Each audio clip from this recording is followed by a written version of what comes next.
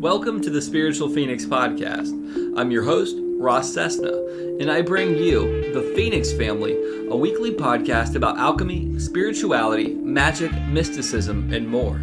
The Spiritual Phoenix Podcast is fan-funded, and you can contribute with the link in the show notes. Other ways to show your support include subscribing to our YouTube channel, leaving us excellent reviews wherever possible, engaging with our content on social media, shooting me an email, and sending an audio message through the Anchor app. This is a community podcast. I'm just the humble host. Let's start the show. Welcome, everybody. We are joined today by Michael Wann. We are kind of in the middle of a conversation, so I want to give him the opportunity to jump right back with his take on everything. Michael, welcome. First off, thank you for having me. If the first 10 minutes of our conversation here, Ross, is any indication of kind of like the dynamic, it's going to be a fun ride because we just dove really, really deep. And you were talking about you mentioned the frailty which we all have, and our realities are really built upon a weak foundation. And when that foundation comes down, that can be really, really scary. And I mean this in a psychological, not so much like a spiritual, obviously they're connected, but psychologically speaking. And I think that's part of, we don't know where we are. We don't know what we're doing. We don't know anything. And that's not meant to be scary. That's meant to like, okay, let's be realistic and understand what the situation is and be like, well, maybe this is a game, or maybe I can treat it as a game, and to reverse engineer what's going on. And so one of the things is recognizing the frailty of our foundational beliefs, and then what happens when they're taken away. Mm-hmm. When I really started getting into really the deconstruction of the illusion which culture has given us, I have a good friend, and this guy is he's a neuroscientist. He's up in Boston. He's got like a lab with one of like the big schools, if you know what I'm talking about. And I knew him from college. And the guy's like really open-minded, super smart. But then at the same time, I'm like, you are so supported by the system. As at this point, I'm still kind of like, I'm still in the system, but we're all on different continuums of where we are. And we have to recognize how that influences how connected we are to, what we believe. And he and I were talking about different ideas, and he tells me, and he said this to me, like as a friend to another friend, as someone who is an expert in terms of like studying like plasticity within the brain. And he says to me, he's like, Mike, anytime you go and you question the foundations of your beliefs and reality, you are on thin ice. And as life progressed for me, personally, as I really started questioning and seeing all of these different things, like these foundations, you don't even realize they're foundations. You're just like, oh, this is just how things are. When they break down, like there's something that happens inside, and that's psychological, and it's spiritual, and it's emotional, and it's all this sort of different stuff. And if you're not prepared for that, like that's really going to go and mess you up. If you're prepared for it, it's still going to mess you up, but at least you like, I know that one, there are people I can talk to, or two, like this may be temporary, or three, this is part of the process of like having to like break something down.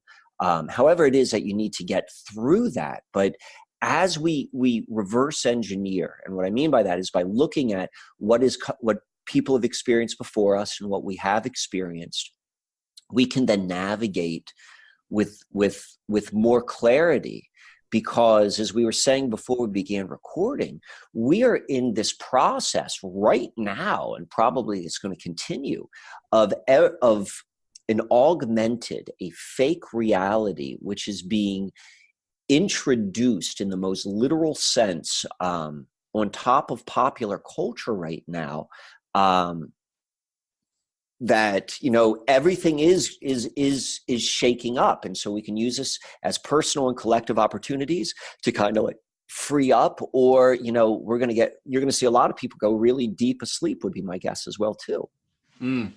Yeah, I definitely have seen people kind of diving deeper and deeper into that, especially with cell phones and people shutting off, tuning out more and more. One of the things that came to mind when you were talking, I don't recall the name of the book, maybe you do, but the movies, The Matrix, were based off of a book, and they even make a nod to the book in there. And the concept of that book is about the map not being relative to the actual territory. And that's really kind of where we're getting at in culture, is we're given this map of everything, but it doesn't really map out the real territory. It gives this facsimile of what reality is versus what reality actually is. And I always say that we don't have the hardware to understand stuff. Like, it's where we're at is we're trying to understand reality in the same concept as it would be like trying to download a YouTube video on like a 90s computer. Like it's gonna fry the circuits. Right. But if we can begin to kind of stop and figure out, kind of like you said, reverse engineer, but maybe in this way, like look at what we have and how we can build to begin to process this on a deeper level, we're going to begin to understand stuff differently. And for me, dude, like we had said before we started, or like I had said before I started recording everything, like once reality kind of broke down for me and I really began to examine everything, I got to consciously look at what I was accepting and look at things differently. And once you've experienced that, like it seems like you've had very similar experiences. Once you experience that, dude, reality is completely different. You're outside of kind of this as much as you can be. Yes. And again, it's like, this goes back to like, where are we? What is this? We don't really know, but we can kind of like maybe figure some stuff out. What I'm finding to be incredibly significant in terms of that approach, in terms of, you know, life, is understanding the significance of imagination and like defining what that is, and really seeing like, okay, imagination is something incredibly significant. Then secondly, the dynamic between the internal world and your external experience. I mean, it's said all the time, like, you know, oh, you know, we create our own reality, and you know, or what comes first? Does art imitate life, or does life imitate art? All of these, I think, those statements are clues to the incredibly significant dynamic between the internal world and the external world, and they are in constant motion. And recognizing like that is a key part of the experience, and then recognizing how external influences shape your imagination without you recognizing that. And that's neither, generally speaking, that's neither good nor bad. That is the nature of our vehicle. You could say it's, you know, bad. It's definitely being taken advantage of, because this is known science. This is known techniques to someone who's pulling the strings, and we haven't been told that. And as we begin to recognize how these things work, like, you know, imagination and the internal and external world, and how we as human beings work, like literally, you take a 1-day-old baby and you put it in any house anywhere on earth, and in 2 years it will naturally speak the language without flashcards. That is a nature of how our mechanism works. We become it. We literally become our environment. And so when you understand that and you create culture, now you'd go and you take a step back and like, let's get a little bit more real. The culture which is being created is it seems to be purposefully, 100% purposefully designed to stimulate an internal state of destruction so that you externalize that structure and you're looking for it. And like, so that's like the feedback loop. And like, whatever, destruction's part of life, I suppose, but then there's also another part of life. And that's what I think is so interesting, is like, as we're becoming more clear, as we're becoming more aware of like, this is how we live. This is not necessarily true, a true way to live or the true reality, but it's the reality which we're experiencing. These are the effects. And like, what else can we do? What if we understand these sort of things about, here's the other one, belief. Belief is so friggin' important. Doesn't matter what the fuck you believe. Belief is the magic ingredient, and you can't fake belief. That's the problem. But when someone is in the state of belief, when what they understand rationally and what they feel in their heart, when that's like the same thing, like you level up in the game. Like, you do things which people who don't have belief don't have. Now, the thing is, we're always in belief, right? Even if you believe nothing, it's like, what are you believing? And that's when you're creating this inner world environment, which is then reflected into the external world. External world is like, how much are lies? How much do you know about reality because it comes from like, the computer box or like the whatever, not from actual experience. And when you begin to see that and you realize like, it's not just like an idea which is coming on, but it's an actual, the way this computer screen works and the way that it creates an electromagnetic field and the way it like interacts with my electromagnetic field, there's like a connection there. It's like, what's this environment? All of this stuff is coming out. And so as we become more clear upon it, we have more control. It's like subliminal messages lose their sting, their zing, when you know that there is one. Mm-hmm.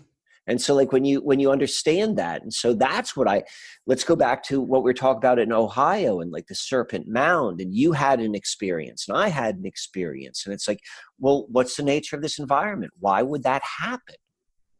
Why would that happen? What does that mean? Like, that was the way human beings used to relate to the environment. They had some degree of connection with it. And there was this feedback loop, which wasn't coming from false culture, but it was coming from our environment, whatever that may be, however it was created. And we seem to be living in a more harmonious state. Yeah, I definitely think that Terence McKenna talked about nothing necessarily being artificial, but how we've kind of moved away from stuff. And you had touched on this whole, the benefit of experience more so than kind of downloading experience directly from various things.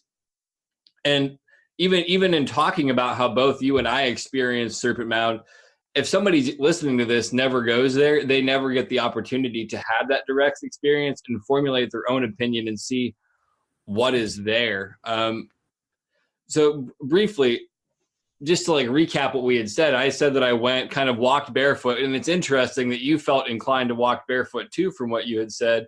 And both of us kind of had a noticeable shift in our lives after that. My own personal belief, and again, touching on that belief word, is like certain points of the world have different energetic charges. And as to why that is, I personally don't know, but I know that various different organisms have personal charges. Mm-hmm. So why wouldn't the earth, is my perspective on it. Exactly. Look at your body. Your body's got different sorts of qualities. The earth's got different sorts of qualities. And that's something I've been really like, in a practical way thinking about, let me take a step back. We're generally given, particularly for, people who would consider themselves to be have some degree of awareness. And there are really two kind of stories for the future, which are given to us. One is, like maybe this, and it depends upon what Kool-Aid you're drinking, because I think that's all Kool-Aid, but one of them being like, the future smart city Venus project where AI will help us live in this like amazing future, or the flip side of that same scenario where it's like UN dystopia, Blade Runner sort of environment, but like really high technology and like devoid of connection with the natural world and all of that. Or we could have like this McKenna archaic revival, and we can go back to living in the Stone Ages. And I'm like, I don't want either one of those. I want pieces of each one, but it's like, I don't want to live in the Stone Ages, and I don't want to live in a smart city. And so this is what makes sense to me, is like, that's the same thing about being told, like, you get two choices, either the Big Bang or God created it in 7 days. Like, that's very, whenever you hear this, like either or sort of thing, I think it's a pretty good indication, like, this is part of the script which is being fed to you. But I have and this is more of a wanting belief. I've got no reason to hold this to be true other than the fact that I want this to be true. And I've got an inner sense inside which says, you know what, this is true. There was a very, very advanced culture that lived very recently on this planet, and they lived in an advanced technological culture and high culture that lived in harmony with the natural world and natural law and all the natural stuff, as opposed to what we're doing right now, and everything is inverted. That's what the culture is doing. It's inverting.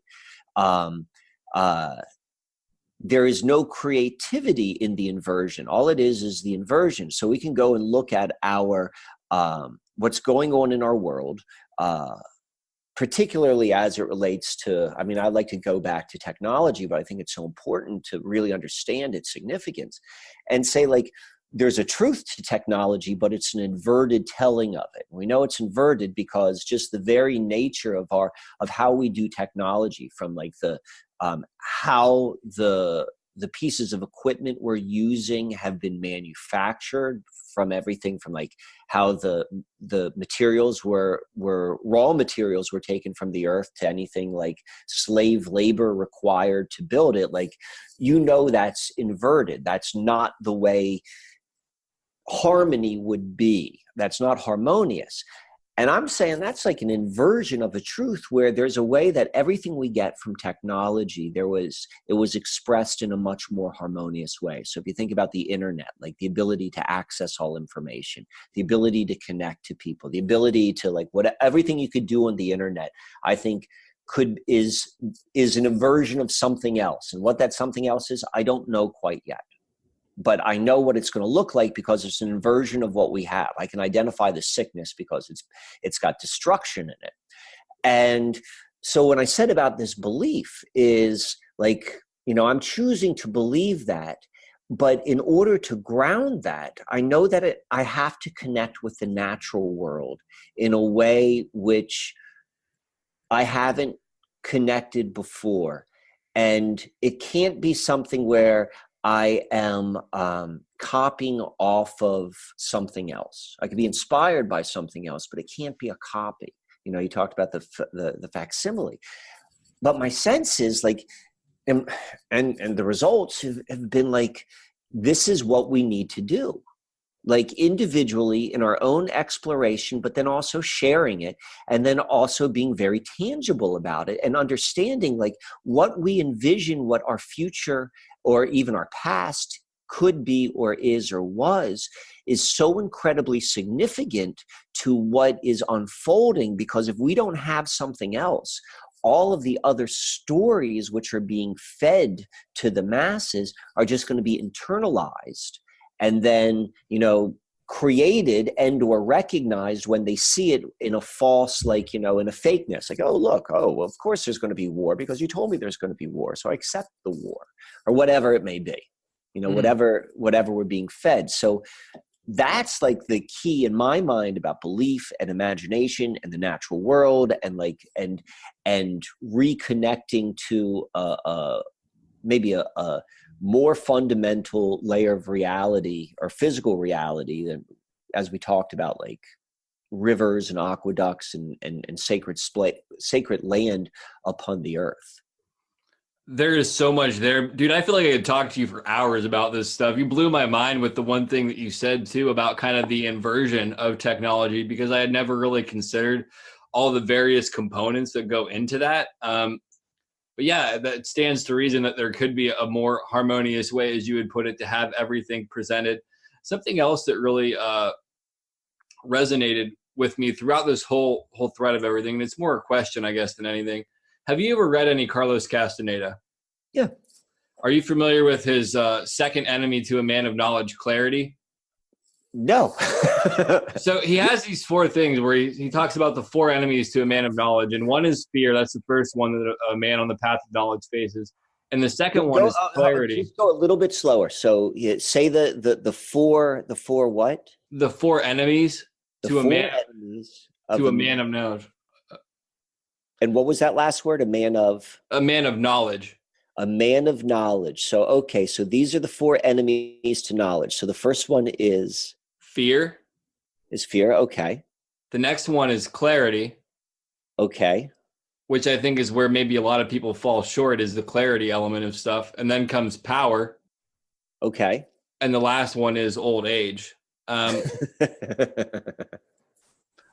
Which I find those to be really very good points. I actually wrote an article on it recently, but the clarity piece is really what ties into a lot of what we're talking. I feel, because so many people think that they have this clear perception because they're spoon-fed this worldview, this whole thought construct that they build upon, and it requires everybody to participate in it for it to function.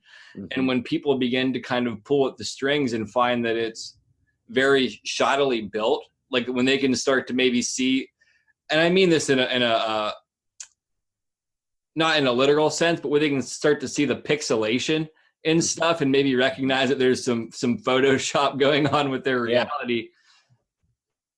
They're either completely ostracized, labeled as this or that or the other thing, or they're marginalized largely.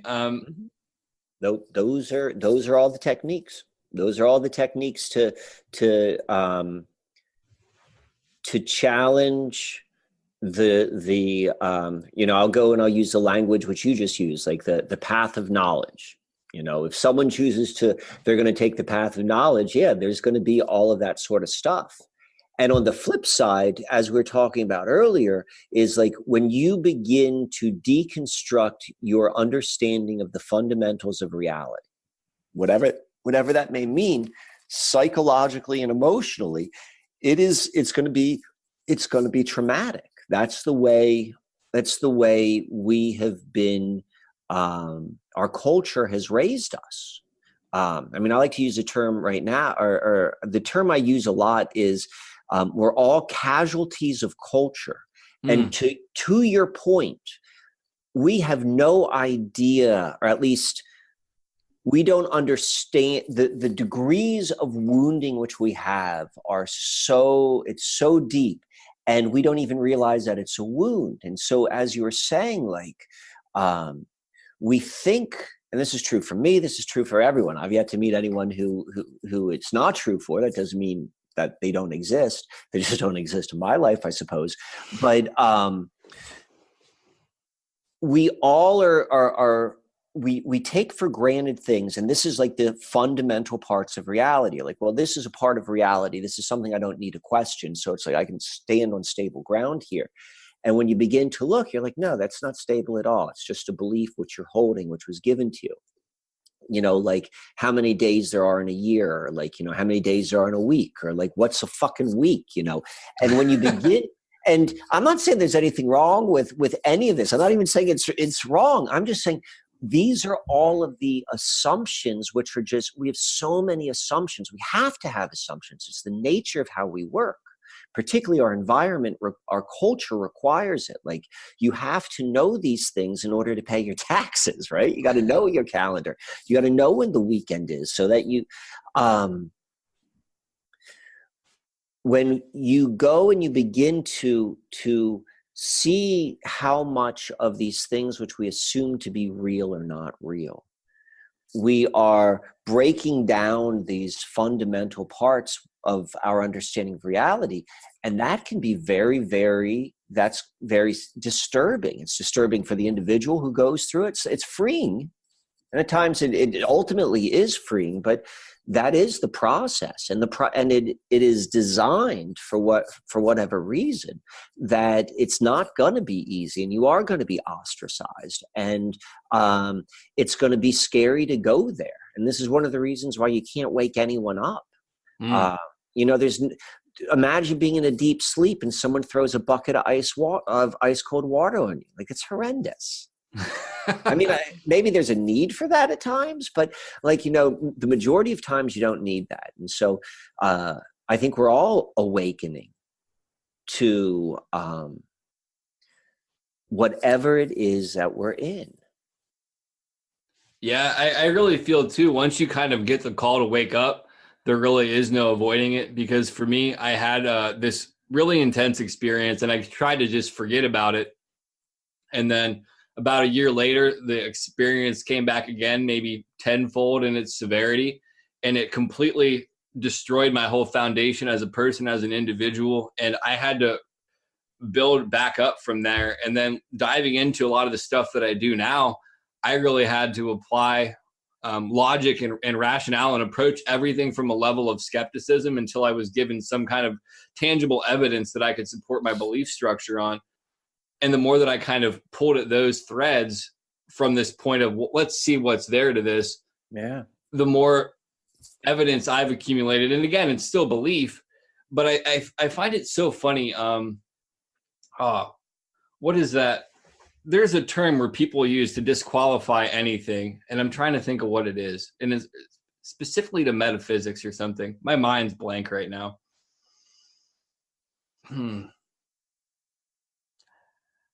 Basically what they say is that because it's a subjective opinion, that people are only seeing what they want to see. I can't remember the term for it right now. Like a self-fulfilling prophecy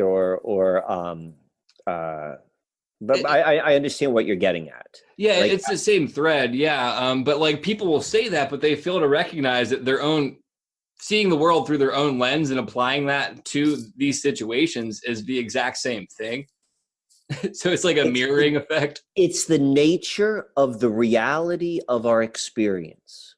So like all the time. So it's like pattern, people, the problem is the brain is predispositioned for pattern recognition, and people see patterns where patterns aren't meant to be. I'm like, well, why the hell are you pre-wired to see pattern recognition unless that is part of the experience? It's like placebo. It's like, well, actually, your pain was just taken away by your mind, but it was because you took a sugar pill. Like, no, that is the nature of reality. And so when we begin to look at the way things are, as opposed to like what you're saying, the way we've been taught to like interpret them, then we can rebuild up like how we work with the world. And I think that's what the clarity has to do with, is recognizing what are your assumptions and what do you know for truth or from experience, or to be like, as real as we can know anything. But there's something else. Every single person is going to come to a point where they're going to go, I'm going to have to go in belief because there's no proof for this, but I want this to be true. But the only difference is you do that knowingly. If you don't do that, like, you're stuck in a box. That's the mystery. You will never know. It's like what you said earlier with like, it's frying the system, this conscious mind, which wants to know. And the conscious mind believes bullshit all the time. It just believes what it wants, when you begin to recognize, I mean, I guess there's some people who can go through life without a single belief, and they can go through like in a state of uncertainty. And these people typically live on mountaintops for like 80 years, right? They sit in meditation for 40 years. I'm not that person. And again, I haven't met that person, but I like that aspiration. But until there's that, until we get there, or if that's where we want to go, recognizing like belief is very important. And at some point, you're going to have to decide that this is what I want to believe. And that's much more powerful than, like, one, believing something and not knowing it's a belief, but thinking it's a truth. And then secondly, believing something because you've been, terrified into not believing it. I think that that's a very important statement. So many people have like non-participatory beliefs where they're participating out of like manufactured consent as yes. Bernays. Yeah. And it's sickening to me, man, that so many people kind of don't understand that. And even in saying that, realistically looking at it, I still fall into that unbeknownst to me in certain aspects of my life. But I think that awareness of it, awareness and accepting that to some degree actually can be more liberating, because then again, I can question those certain belief structures. Yeah. Humility is certainly there. I mean, it seems, at least from like human experience, as long as we're like, still having these, like we're still in body, everything is paradoxical. So this idea of, as your awareness grows and as you become more knowledgeable as to, the mechanism of whatever mind is and whatever body is, and we're walking around and like having these experiences, and you're realizing like, this is a belief and this was like, as you become more wise into the workings of how things are, as you are on the path of knowledge, the requirement for humility becomes greater and greater. So like, as you know more, you have to become more humble, because the flip side is like, oh, I got it figured out now. And like, as soon as it's happened to me plenty of times, like, oh yeah, I got it figured out. And then I'm like, how did I just end up exactly the same spot over and over again? I don't got dick figured out. And that seems to be part of this dance. And it's like this, this give and take, this internal world and external world, and humility and wisdom, and like all of this sort of stuff. It's interesting you bring up paradoxes, man, because for me, I found so many truths exist in between paradoxes, and explaining it to people that kind of haven't had those direct experiences is freaking impossible. And it shows how people on this path, sometimes how shoddy language can be, because there's so many inexplicable experiences that I've encountered that, like, when I talk to people such as yourself or other people, there's like a knowing that goes with it, but I can't find tangible words to put it in. And as a writer and a poet, dude, I should be able to fucking do that better than most. But I just said, fuck it. Like, people that know, I guess. Well, and I personally find that so fascinating about languages. Unfortunately, I'm only fluent in one language, but I know that there are other languages, and I know that there are subtleties within these other languages which are reflections of other cultures, and they're able to articulate ideas that are significant to one particular culture, which doesn't translate into other languages. And that is an idea I find fascinating. It's just like what you're saying. It's like, we don't have the language to express some of these more complex, subtle ideas of experience. This is like 1984 sort of stuff, like, the reduction of language, which will reduce your ability to think. And there's a truth to that. But then it also, like, I think you're right as well when you're like, there's just a knowing. And maybe words can't express it. And maybe that's not, that's a misnomer to even think about that. But it's the knowing aspect. I can't explain it. It's just something, and it's weird, and it's magical, and it's beyond this limitation of being three-dimensional and being in body. But it seems to be, this goes back to this relationship of the subconscious and the conscious. The subconscious, the invisible, what we don't understand, what we're unable to articulate, the occulted, the hidden, behind the curtain, that's running the show. In every level.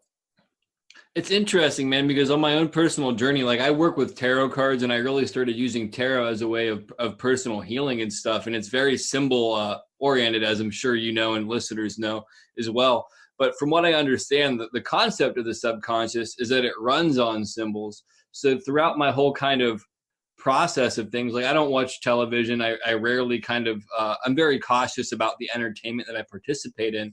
But through this reprogramming of my subconscious through various symbols that I find to be enlightening, or symbols that I find to make me question behaviors or question my own path or question the nature of my own reality or my own experience, I've been able to get different results in my reality. Like, so I should, like, according to our culture, I should be on mental health medications, but I've been able to get to a state of well-being without medications. I'm a recovering person from substance abuse as well.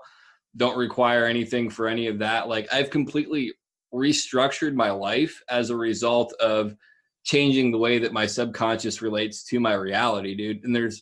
And when people really consider how much it goes back to kind of how much they're digesting stuff through entertainment and what's being programmed into their subconscious, it gets fucking deep, dude. Like, I don't think people really grasp how much they're subjecting themselves to their own misery. It's the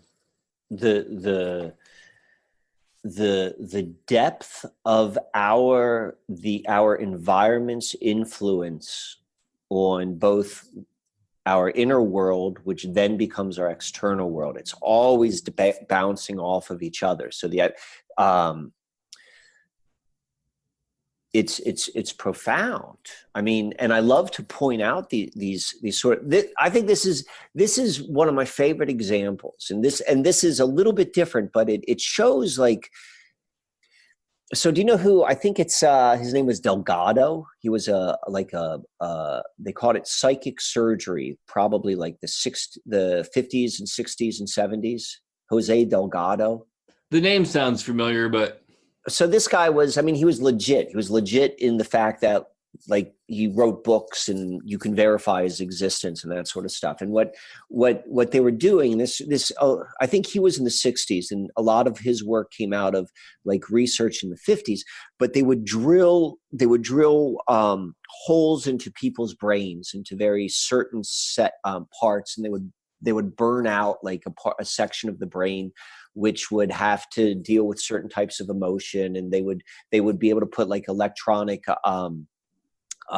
like ways to like shock. And this is 1950, this 1950s and 60s, and they could control the body through these electronic implants, which they would put into the brain. And one of the things, and they wrote about this, which they could do, is they were talking about this one particular patient, and they could make him turn his head to the right, like this, and they were writing about how they kept on making him turn his head to the right. And then they would ask him, they're like, well, why did you just turn your head to the right? And every single time he would come up with a different explanation as to why. Oh, my neck was hurt. Oh, I was looking over here for this. But it's this idea of what our conscious mind, which explains why we're doing anything, will just make up whatever it needs to make up to explain a more foundational impulse. Wow. And so, and this is, like, true for anything. It's like, I remember I used to do corporate training. I used to work for, like, a big company, a big technology company, and I was worked in their corporate headquarters, and I would travel around, and I would give technical training to sales reps. And I would present, I was primarily a marketing guy. I wasn't a technology guy, but I had to be able to like speak. And I would rehearse, like, kind of my training. And I started noticing that whenever I would say something, which I didn't really understand, like, if I'm talking outside of my understanding, I'm trying to, like, act like I understand the technology, I would always touch my face in the same way. And I began to put together that I only touched my face when I wasn't really believing or in alignment with the words that came out of my mouth. And then I began to realize, like, well, I didn't touch my face because I thought I was out of alignment. I touched my face because I had a real friggin' itch. Mm.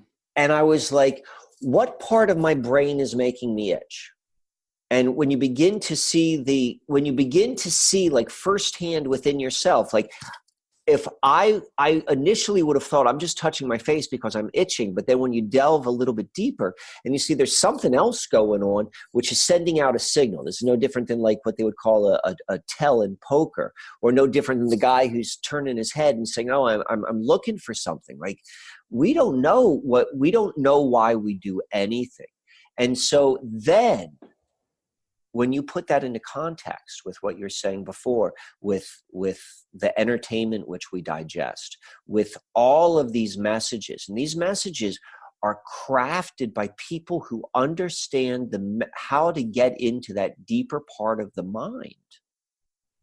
And when it's there, you don't know it's there because you really think that you're making your own decision on your own conscious will. And then you're like,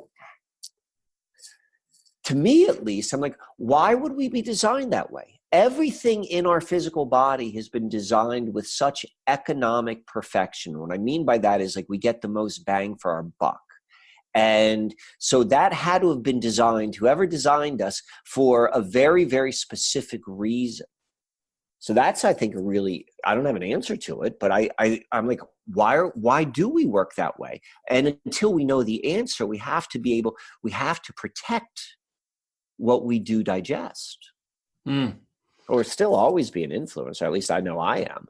Yeah, I think it's impossible to be outside of the realm of influence when you're in a physical body, because everything is influencing you. We're in a world where it's all feedback loop upon feedback loop. It's just being conscious upon where you invest your energy overall, and being mindful of, I want to say being mindful of the harm of certain situations, but not being afraid of it at the same time. Just going in with awareness of it, because awareness, in my experience, can minimize some of the impact of it. Like I said, I was in recovery. I can still go to a bar and I don't have to get drunk because I have awareness of the fact that A, I'm there, B, I don't have to stay any longer than I want to, and C, I'm aware of the fact that if I ingest alcohol, I'm probably going to end up with a bad experience overall. But so awareness of all of this stuff allows me to make different choices. And I think that that's one of the things. Most people are so, what's the word I'm looking for? Oversaturated with all of this programming that they're receiving, that they don't even get the opportunity to kind of sit back and really look at how much they're being influenced by this external stuff. Like, for me, losing my fucking mind was one of the greatest things that ever happened to me, because I like to view it as a psychic purge where I got all of this shit out of my mind, dude, to where I had to restructure how I perceived reality after that. That's the nature of most psychedelics. I mean, like, when you go and you look at the history of the psychedelic movement and how it was introduced to the masses, and like who's behind it and like how it was done, like typically the hands behind it are not like, who we think are I mean, regardless if you want to say that it's for our best interest or not, there are people behind it. It was a very specific strategy tied into like CIA and all sorts of stuff like that, which introduced the psychedelic movement. And so when we begin to like filter through that psychedelic history, and we begin to go and see, like, the word entheogen was like part of the propaganda technique, because they want to create an idea of how someone would want to go and experience a psychedelic. That will point to like the deeper question, which is, well, what exactly is a psychedelic? Well, psychedelic is this. It is literally a temporary psychotic break. And so when you go, like, psychedelics can have very, very positive experiences on people. I mean, like all things, they need it should be handled, or particularly with something as powerful as that, should be handled with a great deal of respect, knowledge, intention, and all sorts of stuff like that. But it's basically a testimony to the power, the spiritual power that comes from psychotic breaks. And whether you're going to go and like take it in a mushroom or take it in a brew or take it in a pill, like you're playing with your psyche. And depending upon how you approach it and what you can do with it, it can, like all things, it can either free you or maybe imprison you more so. But it's interesting that you describe your experience as the best thing that's happened to you. Yeah, and that being said, it was probably one of the fucking worst things that ever happened to me, going through it and rebuilding it. But in hindsight, it was the clarity. It was really the experience I was searching for in psychedelics, because of how it allowed me to repattern myself. And I have an interesting relationship with substances in general, because I won't advocate their use for anybody, and I no longer use them myself. But there is benefit if people can use them.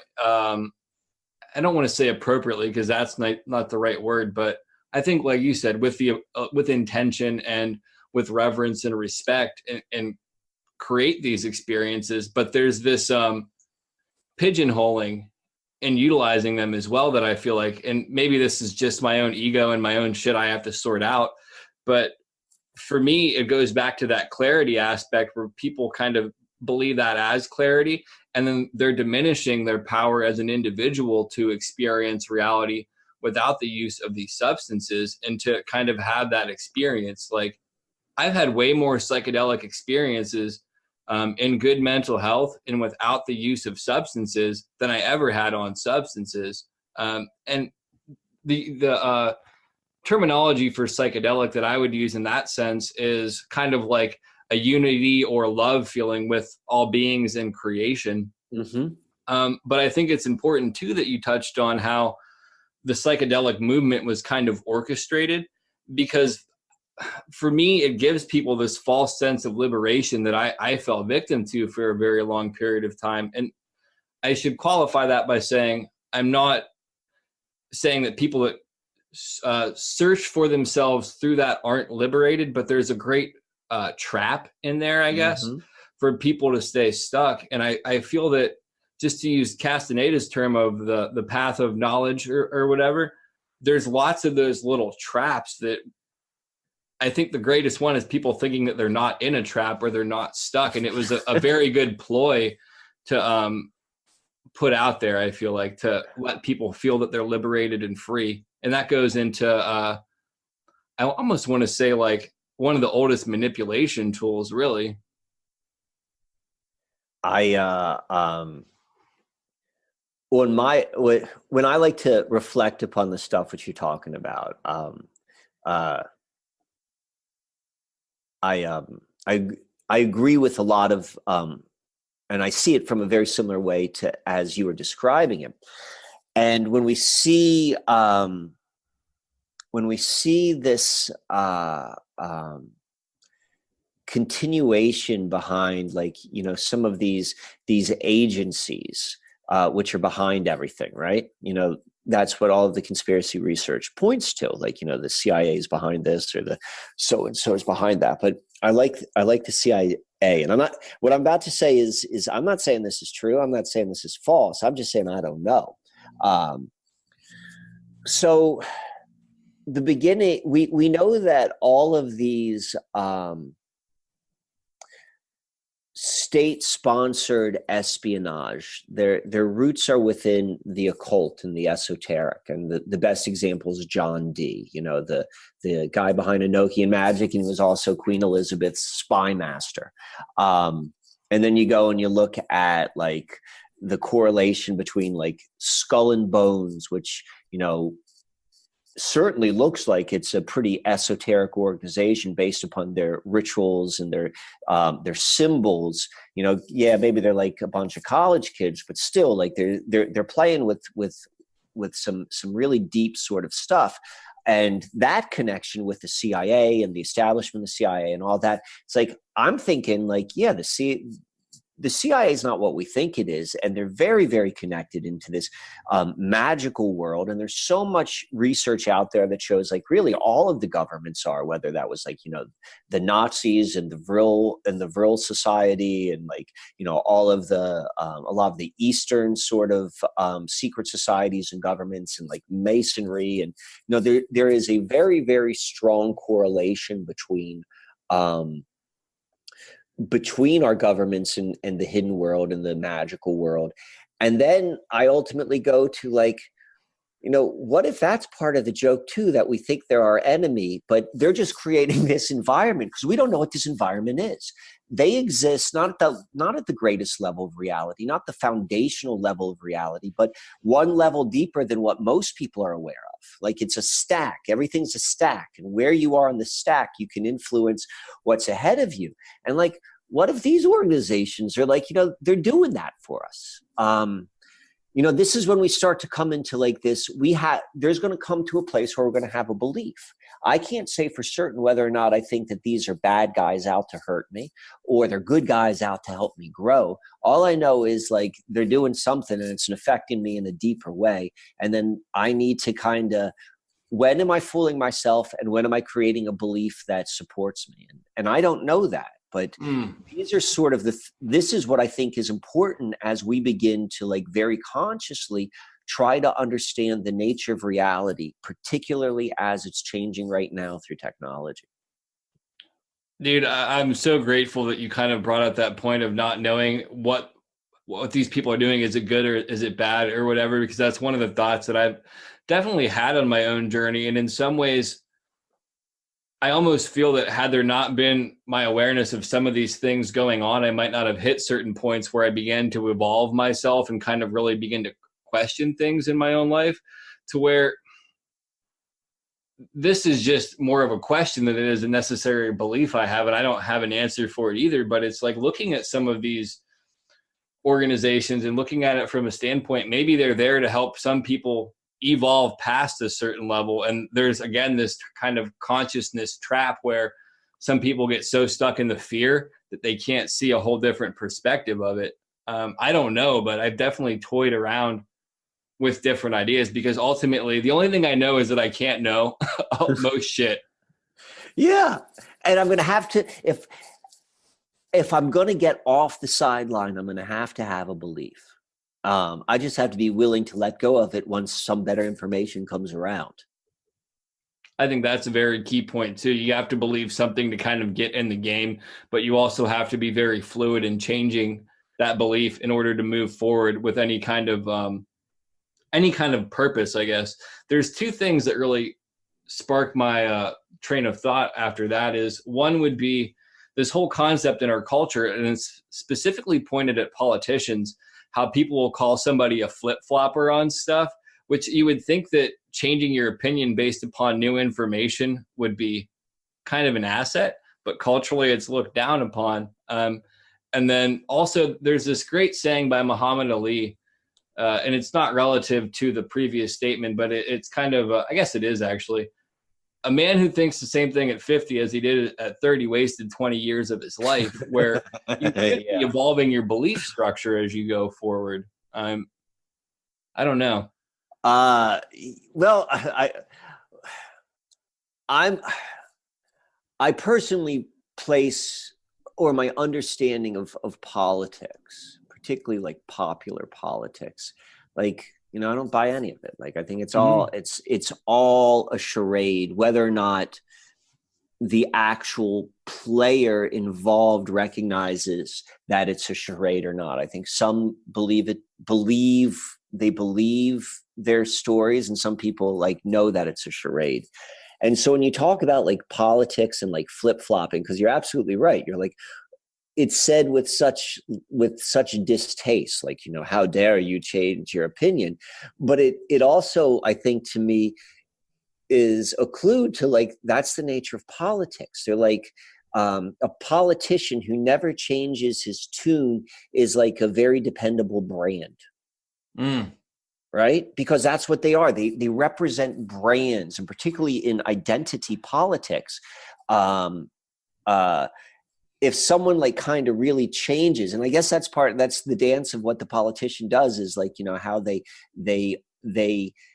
keep the public, they keep the support of the public by telling them what they want to hear. So that's a little bit of the flip-floppy, but then at the same time, like being consistent to like bring them to whatever whatever that politician's job is for their particular identity politics.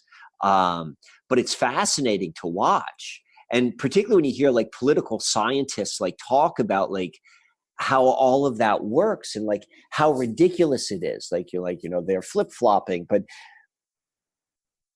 yeah, the point you make is I find one of the most entertaining aspects of analyzing politics is seeing how ridiculous the entire fraudulent nature of how the politician communicates with whose vote they're trying to win, if they're even votes.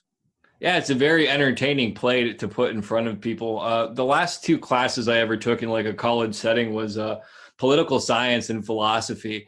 And it's amazing to kind of see how much those work together. And even just with basic, like I approach political science from the aspect of being interested in conspiracies, but even just looking at politics through the lens of political science, it doesn't even take a conspiracy to really break down how kind of faulty politicians are and how it's Coke and Pepsi.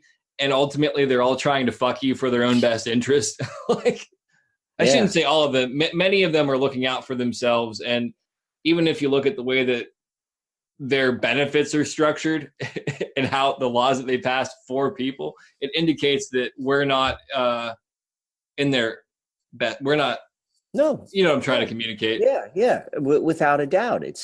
And that's one of the interesting things about looking at politics closely like that is you begin to see like, this is just, we talked about like breaking down the foundations of reality. There's an assumption that politics is real. There's an assumption that my vote matters. There's an assumption that all of these sort of things. But when you begin to go and you delve a little bit deeper, and it's just like layer after layer of what appears not to be true at all, everything is suspect. Yeah, absolutely. Yeah.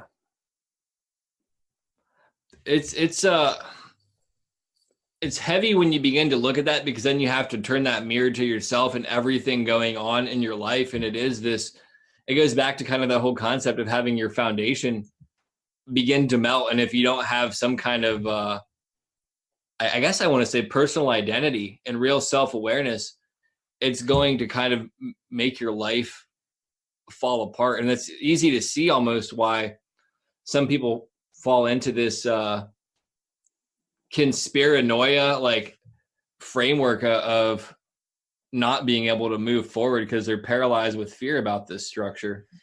Yeah, I mean, yes, that's it. And like, and when you go and you mention McKenna and Castaneda, and in that type of thought in terms of understanding, like, ego death and growth and all of this sort of stuff, it is at least how that's put forward. And both of those gentlemen have connections to the CIA. But it is about going into this really scary area and allowing these foundations and these beliefs that you held to be true, of letting go of them and then having to go and figure out your own. I mean, that's where, like I say, you gotta decide what you're going to believe. You have to believe something. Like there's a point where we can go and try to say like, this is a lie and this is bullshit and all that. But at the end of the day, you're going to have to look in the mirror. Like, how did I get into this body? What is this body? Where is it located? And what is this? And ultimately you'll never have an answer, which is, you can know for certain you're going to have a belief. And at some point you got to go and say, what am I going to believe? And I'm not going to be able to prove it. Yeah. And that's a heavy, go ahead. Sorry about that. Well, it's just like what you're saying. Like that's a big boy type of position. and question, and we're definitely not encouraged to think and act that way by the culture. But maybe that's so that there's more, you could say that will give you more benefit for when you do ask those questions, because there's more, more no pain, no gain sort of thing. Yeah, being able to have, I guess I would say, mental fortitude and the capacity to have humility and begin to explore those kind of things and question everything to the best of my ability. I should add that caveat too, to the best of my ability, question everything.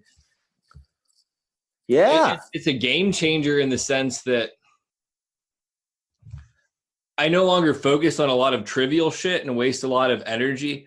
Most of my whole focus is on gaining new information, kind of finding pleasure that isn't self-destructive, learning to live a better quality life for me, and taking back more of my personal power, because so many people are so focused on all these external sources of power, external sources of joy, all this external stuff, that inside they're fucking rotting. And it's like, to me, that's what it's really about. Because like you said, I don't know what the fuck's going on with reality. I don't know this, that, or the other. But if I begin to nurture myself in my individual experience and begin to connect to reality on a deeper level, I get a better experience, and therefore maybe I can gain more knowledge as I go forward. That's to me, that seemed, based upon the information we got, that makes most amount of sense. How old are you? It's my 35th birthday today when we're recording this. Happy birthday. Young looking 35. I'm 47, so I got a little bit more experience under my belt than you do. And I've kind of gotten to the place, like how you were saying, like, I want to do this and this, and this is what drives me. And so I'm at a place right now in my life. It's like understanding to the best of my ability these different topics, and like having spent a lot of time there and having all sorts of unpleasant experiences, deciding to go down this path of being as true to yourself, as individualistic as you possibly can. And what I mean by that is deciding what you want to believe and what you don't want to believe. Now all I want to do is just I like to make art and tell stories. Nothing wrong with that. And to give people meaningful experiences. And so a meaningful experience would be through a story or through an interaction, and meeting people where they are. And to me, that scratches this itch inside of me, which I'm like, okay, I don't know where I am. I don't know what purpose is. I don't know any of this stuff, but this is the most pure thing which I'm capable of doing. And I think that's a good compass point to go by, which is like, what's the purest thing I can do? What's the thing that seems to, like, both I'm giving something externally which is true to what I am, and it will lighten someone's load or be positive. Words are so interesting, but like, I basically I want to be supportive in my experience with the environment, because I want the environment to reflect back to me support. And yes, for me, it's just been like making stuff and being creative and sharing. Human beings love stories, and particularly like real stories of people's experience of what they've been through. And so I'm finding that as being really, really significant. I think we grow immensely when we hear other people's stories, because what we do with everything, this is the nature of how we're wired, is you will see something external and you will internalize it and make it about you. Because we put it in context to our own context. That's how you make it about you. It's not like you think about a story and then you're like, oh, this reminds, unconsciously or behind the scenes, you're like, this reminds me of that. And I know that. And then you begin to grow, and we can do this through all of our experiences. I mean, as you tell your story on this conversation today about as you work through your substance issues and like what that was like, we all can relate to that. this is what I think is cool about being a human now, and like dealing with this heavy stuff. We then got to go and flip it back and make it creative and make it fun and make it enjoyable, and make it, part of connecting to other people. Yeah, absolutely. I think that's what we're all here to do, or at least in my understanding, all of us are here to kind of reveal our puzzle pieces or other people's puzzle pieces to them through our conversations, and through talking to you, I got more information. It's one of those things, like everything's fucking related because we're all part of this one universe. So everything has to be related because it's all enmeshed in my belief structure. It's impossible to not have any kind of relativity when you're in the matrix of it. And I don't mean matrix in the sense, but without a doubt, there's a layer up from where like there's no separation. Like you can go and look at your body, and like there's a layer where all your cells are separate, and there's a layer of perspective where it's all part of the same unified thing. And so yeah, we're all part of something. That's an objective truth. And yeah, and yes. Michael, I feel like I could hold you here all day and talk to you about this stuff. I'd love to have you back on another time and kind of kick stuff around more if you'd be all down right. for that. Well, how about I enjoyed this. I enjoyed this conversation. This is a little bit different than some of other conversations I've had. And so, yeah, like maybe in a couple months, and we'll just talk about what's going on then and just keep on reflecting. Yeah, I'd really enjoy that, man. And if you wouldn't mind, can you kind of mention what you do and your website and all of that kind of stuff too? All right. Well, I'm primarily associated with a project which I call Susquehanna Alchemy. And Susquehanna Alchemy began a couple years ago, and it's more or less the ultimate mystery / conspiracy. And it deals with like river goddess worship and like all of the biggest names in history and magic and all. And the thing which is so interesting about it is, or there are a couple things, but it is completely, everything I say is 100% verifiable on the historical record. The only thing is I'm just assembling some pieces in a different order. And so because of that, I began by just sharing these stories. And then that led to more and more deeper questions, which is, well, if what is being suggested in the Susquehanna mystery, and you can see all this, like I've done lots of videos, I've been interviewed a bunch of times about it, but you could go to YouTube, Susquehanna Alchemy, or susquehannaalchemy.com, and you can watch the videos. And you can learn about that. But then it ultimately goes to the question of, well, if this is true, what does this mean about reality? If magic would work, and if by going to the oldest river on the planet and introducing the information technology and globalism, the British Empire, and three-wire electrical distribution, and the Baseball Hall of Fame, and all of these things which are on the same river or in these key places, and if all of this stuff seems to have propagated across, reality across Earth, well, then why would that be? And this is that's where I really like to focus the Susquehanna Alchemy is it's not so much about the conspiracy and the mystery, and that's fascinating. It's very, very interesting. It's mostly about what does that say about the nature of our environment, the nature of how we relate to the environment, what is possible, who we are, where we are, and these type of questions.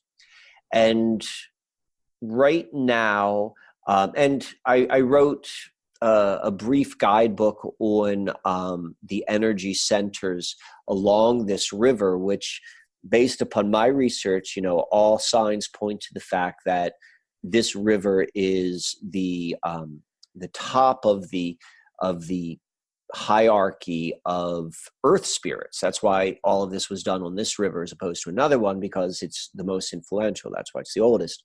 And I've identified like kind of the key locations from an energetic and a physical location.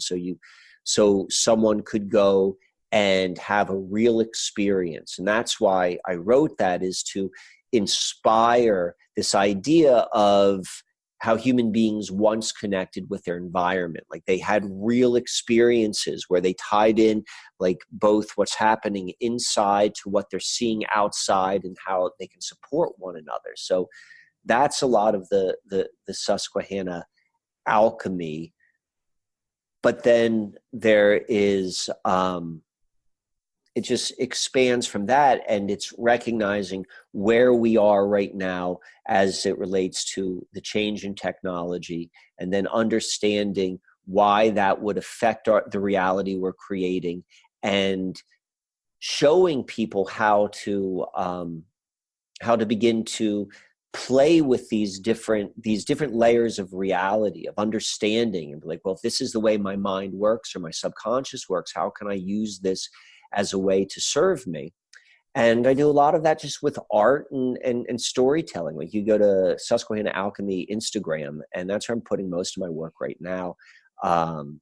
And it's just meant to inspire. It's meant to inspire and expand the imagination, and to begin to give new ideas, so that we can start becoming more free with our relationship with external reality. Because if we're not in control of the stories which we're telling ourselves, we're just going to go and continue to repeat the stories which are downloaded to us through culture.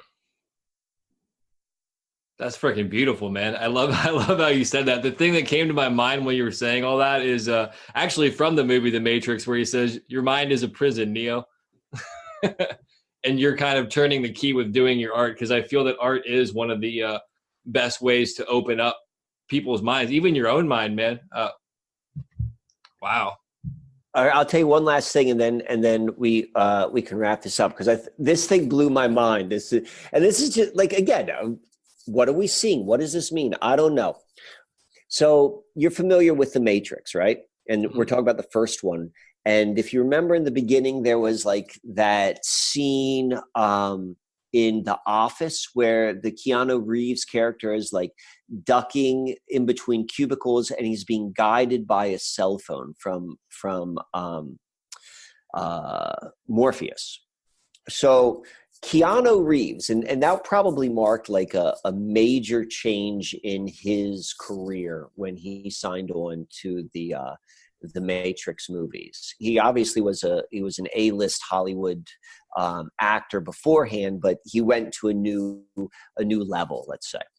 And now, if you go and you look at Keanu Reeves' career, and I'm suspect of anything that comes out of Hollywood, including like supposed like natural career paths. But anyway, the first movie which really introduced Keanu Reeves to the collective consciousness was, do you know what movie this is?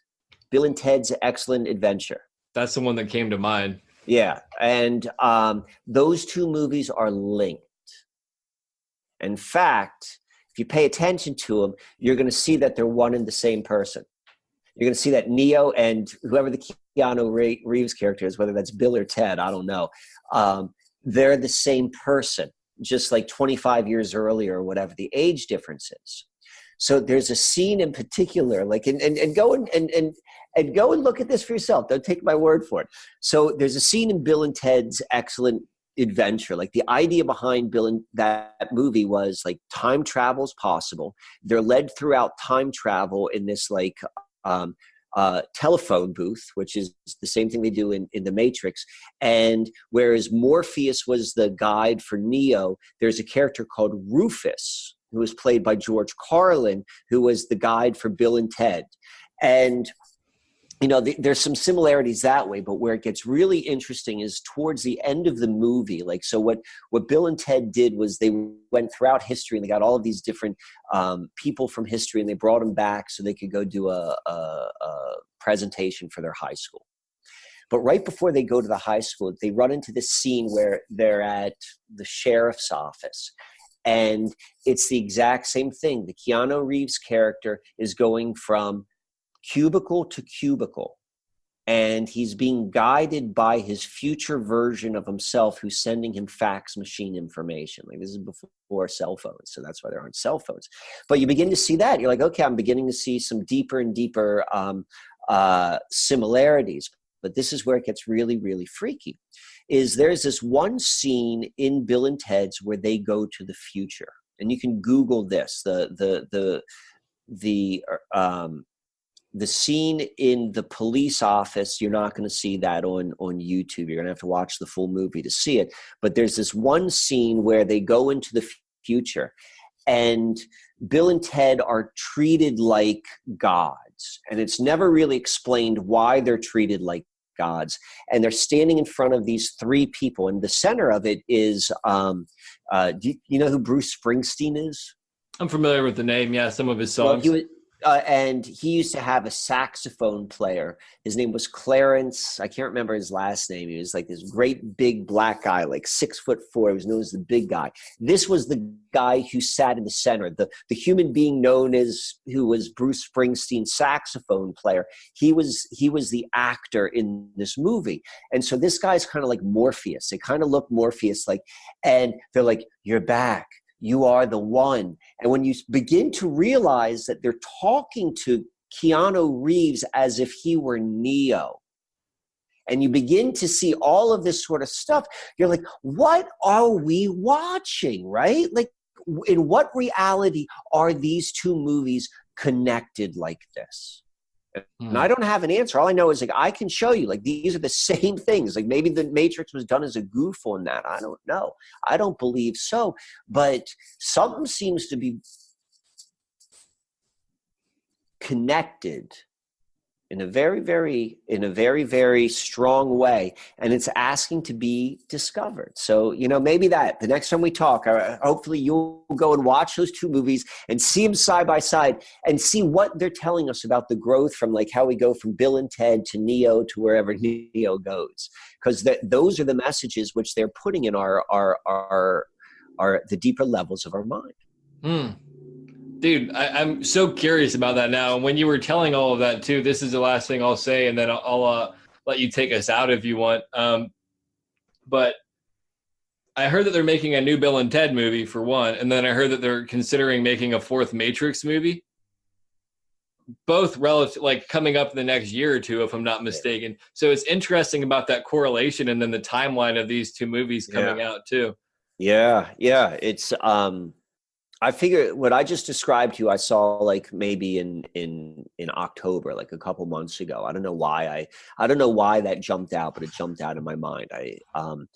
And when I was doing some research in order to tell you the story that I just told you, I saw the same thing, and I'm like, what?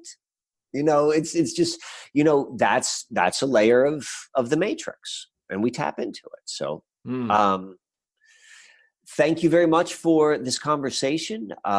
This was fun, and I appreciate the opportunity to just kind of, like, talk about weird things and not be too tied into, like, knowing anything, but being willing to explore and not being able to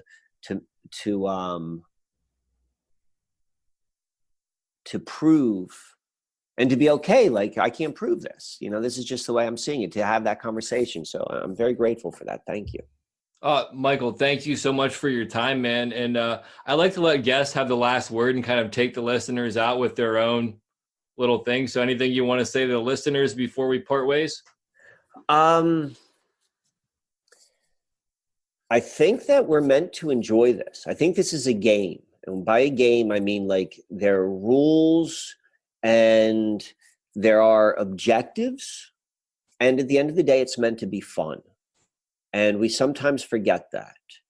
And I know that when I get real heavy with this stuff, I always go back to this is meant to be fun. This is meant to be enjoyable. And if I'm not enjoying it, I must be looking at it the wrong way. So I'd encourage, that served me, and hopefully that may be able to serve someone in the listening audience as well. Thanks for listening to the show, Phoenix family. Just a reminder, we are fan-funded, and you can contribute with the link in the show notes. Other ways to support the show include leaving excellent reviews wherever possible, subscribing to our YouTube channel, engaging with our content on social media, sending me an email, or reaching out via voice message through the Anchor app. Your support is greatly appreciated. Much love and synchronicity. Peace.